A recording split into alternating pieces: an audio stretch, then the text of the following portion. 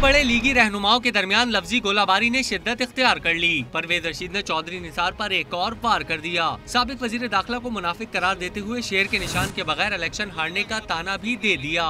वो बयान शुरू यहाँ से हुआ था कि वो बयान देना पसंद नहीं करते, इससे उनकी मुनाफिकत का अंदाजा लगा। उन्होंने कहा कि आप तो काउंसलर का इलेक्शन नहीं लड़ सकते, प्रधानमंत्री। उन्होंने शेर के बगैर एक इलेक्शन लड़ा था और बुरी तरह हारे। नए इल्जामात पर तर्जुमान के जरिए चौधरी निसार ने भी फौरी जवाब दिया और परवेज रशीद को गलत बयानी और खुशामद का आदी करार दिया। कहा इन्हीं दो खुसूसियात पर वो नून लीग के सियासी अरस्तू बने बैठे हैं। ये भी याद दिलाया कि चौधरी निसार 4 बार शेर के निशान के बगैर इलेक्शन जीत चुके हैं। सीनियर रहनुमाओं की एक दूसरे पर इल्जाम तराशी पर नवाज शरीफ ने चुप साध ली और मामले पर सवाल का जवाब दिए बगैर ही चले गए।